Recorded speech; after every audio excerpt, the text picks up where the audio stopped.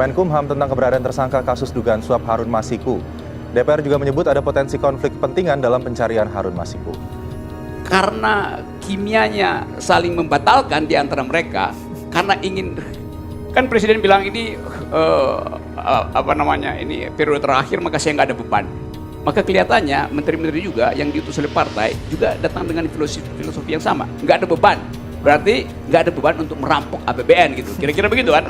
Kan kalau Presiden tidak ingin merusak KPK, dia nggak akan dudukkan KPK itu di bawah jabatan dia, di bawah tutorisasi Presiden kan? Itu salah Presiden atau salah Bang Taufik dan kawan-kawan di parlemen? Taufik tuh bikin legislasinya, dia cuma bikin legislasi, tapi kekuasaan akhirnya ada pada Presiden.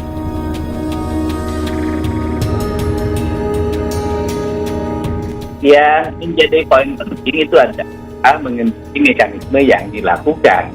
Hingga ini ada catatan di saya, tanggal 22 September 2020, Komisi 4 melakukan rapat kerja dan ada 2 poin penting. Komisi 4 DPR RI mendesak Kementerian Kelautan dan Perikanan untuk mencabut izin ekspor 14 perusahaan eksportir benih lobster atau BBL yang melanggar ketentuan perundang-undangan terkait dengan jumlah BBL yang dilaporkan berbeda dengan jumlah yang diekspor. Itu manipulasi data.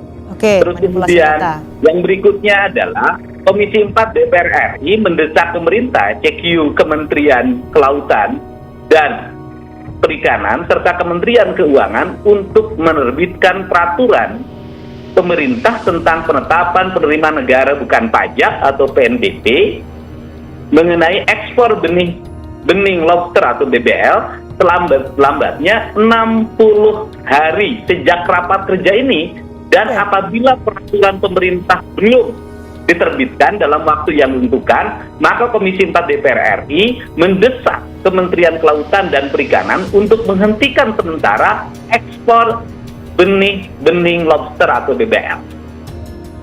KPK tangkap Menteri Adi, netizen teriak, Harun Masiku apa kabarnya?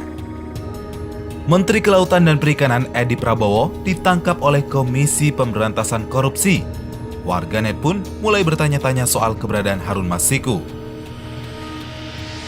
Berdasarkan informasi, Edi diamankan oleh tim yang dipimpin penyidik senior KPK Novel Baswedan lewat sebuah operasi tangkap tangan pada Rabu 25 November 2020 dini hari. Selain Edi, kabarnya ada beberapa orang yang ikut ditangkap dan sudah berada di Gedung Merah Putih KPK Jakarta untuk menjalani pemeriksaan intensif. Namun KPK belum memberikan informasi detail terkait kasus apa sehingga pihaknya menangkap Edi. Sesuai KUHP, KPK mempunyai waktu 1 kali 24 jam untuk menentukan status pihak-pihak yang ditangkap tersebut. Meski begitu, Wakil Ketua KPK Nawawi Pomolango sudah membenarkan kabar yang beredar. Wakil Ketua KPK lainnya Nurul Gufron juga membenarkan Menteri Edi telah ditangkap. Benar, kata Gufron. Sebelum ditangkap, KPK, Edi Prabowo baru saja berkunjung ke Amerika Serikat. Hal itu diketahui melalui unggahan Edi di akun Instagramnya. Penangkapan Edi oleh tim yang dipimpin Novel Baswedan memunculkan rasa penasaran warganet terhadap kinerja KPK. Mereka menilai KPK bekerja baik namun masih menyisakan utang yang harus dibayar. Di dunia maya, khususnya di Twitter, teriakan warganet soal Harun Masiku pun terdengar menggema.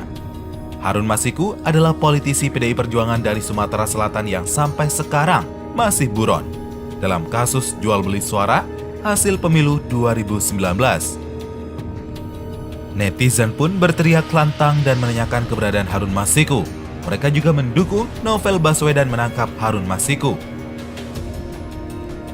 Ternyata Harun Masiku lebih hebat dari menteri, sindir warganet. Harun Masiku apa kabar, Prof? Tanya netizen sambil mentautkan kicauan Mahfud MD. Harun Masiku apa kabarnya? Kok hebat banget? Aparat di Indonesia belum ada yang bisa nangkep, keluar ganet. Iya. Ini statement Hasto menurut saya dalam beberapa hari ini, dalam beberapa pekan ini menarik gitu ya.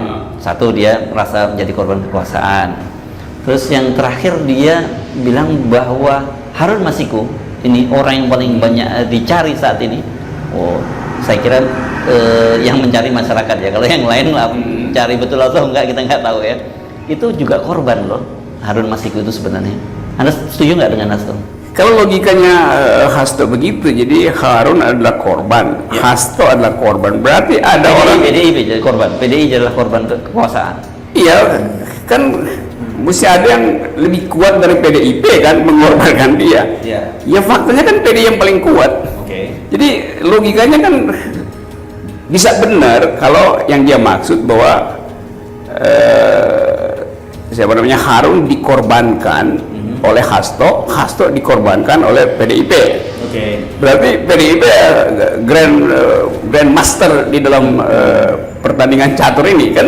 Tapi kalau PDI yang jadi korban kekuasaan, Ya itu anehnya di situ. Jadi kalau Hasto mengatakan PDIP ada korban kekuasaan, maka ada kekuasaan di atas itu. Siapa? Ya presiden yang dituduh dong. ya, dan itu orang PDIP juga. Ya orang PDIP juga. Jadi ini semacam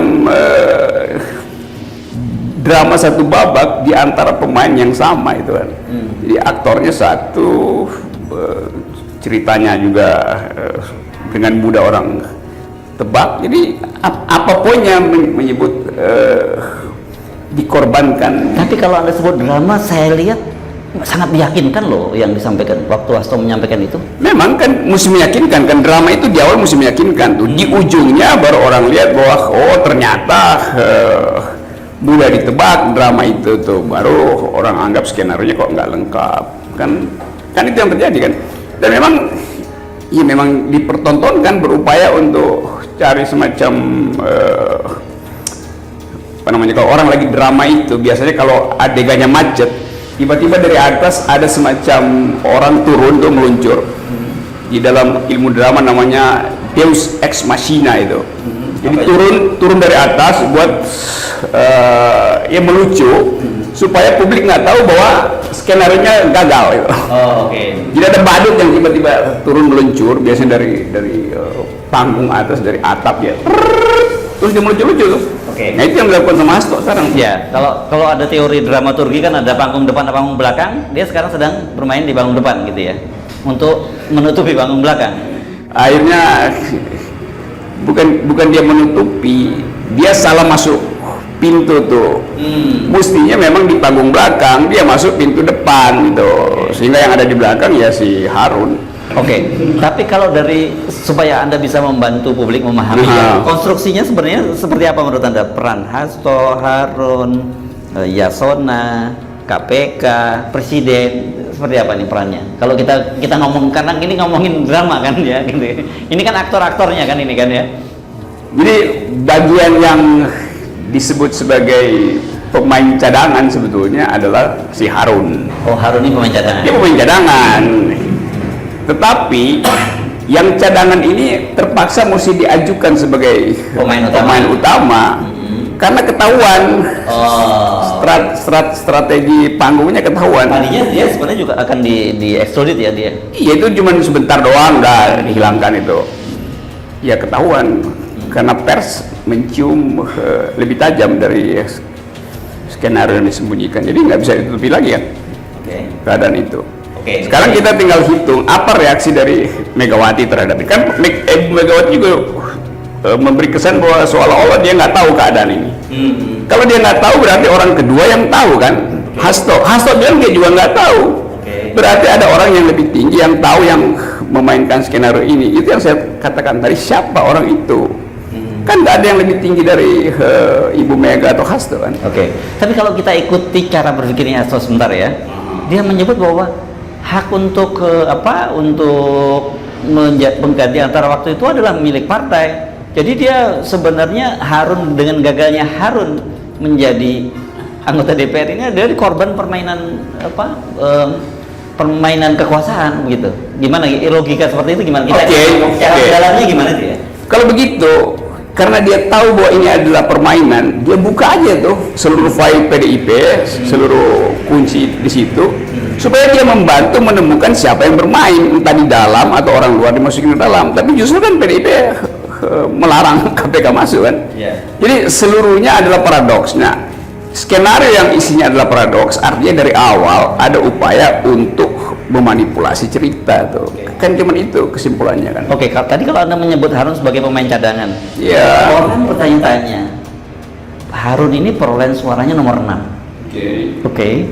Kemudian yang menggantikan nomor 2. Mengapa partai begitu ngotot sampai lewat Mahkamah Agung memperjuangkan Harun? Kira-kira apa ini? Ya itu yang namanya panggung belakang layar. Panggung belakang. Nah, ini Dan itu orang bisa bikin macam-macam skenario bahwa sebetulnya kepentingan partai lebih dari sekedar 900 juta tuh. Jadi mungkin ada tahap-tahapan pemasukan uang segala macam.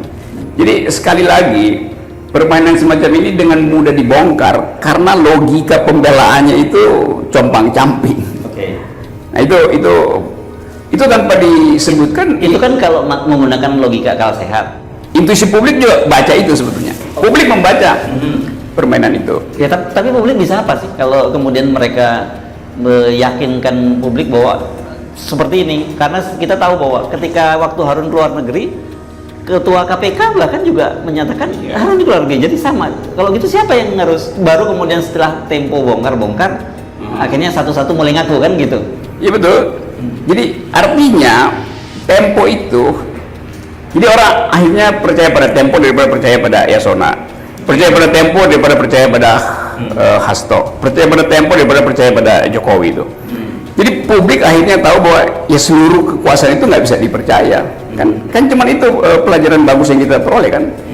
Jadi delegitimasi itu berjalan terus karena ketidakmampuan kekuasaan untuk bersikap jujur terhadap peristiwa.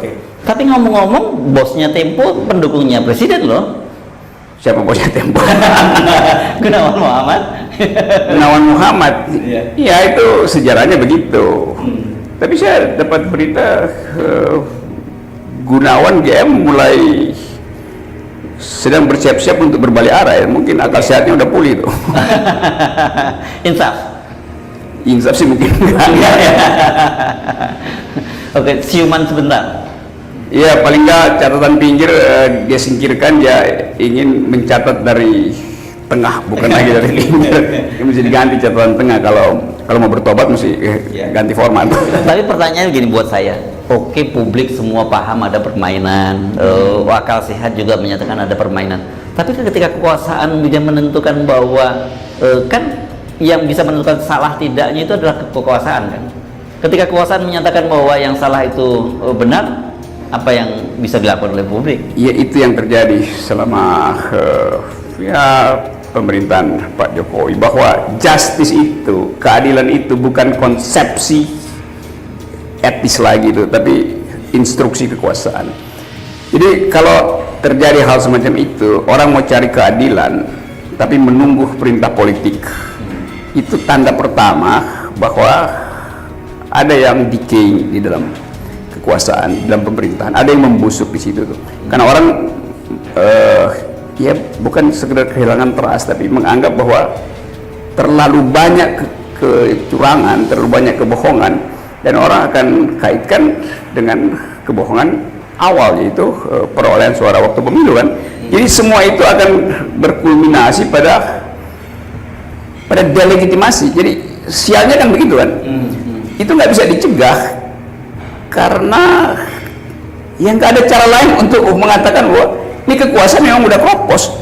Jadi saatnya memang bukan memindahkan ibu kota, tapi memindahkan kepala negara ya ke tempat yang mungkin sebagai suaka politik sebentar, supaya dia bisa ambil jarak dengan sebut aja kelompok koalisinya. Mudah-mudahan dia bisa balik gitu, presiden bisa kembali tahu bahwa dia sebetulnya dikendalikan oleh berbagai macam kepentingan, sehingga dia nggak punya kemampuan untuk mengucapkan sesuatu yang membuat publik percaya bahwa dia adalah kepala negara itu. Oke, sampai di situ dulu, nanti kita lanjutkan lagi. Terima kasih sudah menonton video ini. Sebagai bentuk penghargaan Anda kepada kami, silahkan support terus channel Trilogi ini dengan cara subscribe. Selain karena subscribe itu gratis, subscribe juga menjadi tanda pertemanan Anda dengan kami. Down the years it's been a ride, and now I'm sorry I want more, let's not end tonight. And on as we go we seem to fight, but baby that's just the way we love.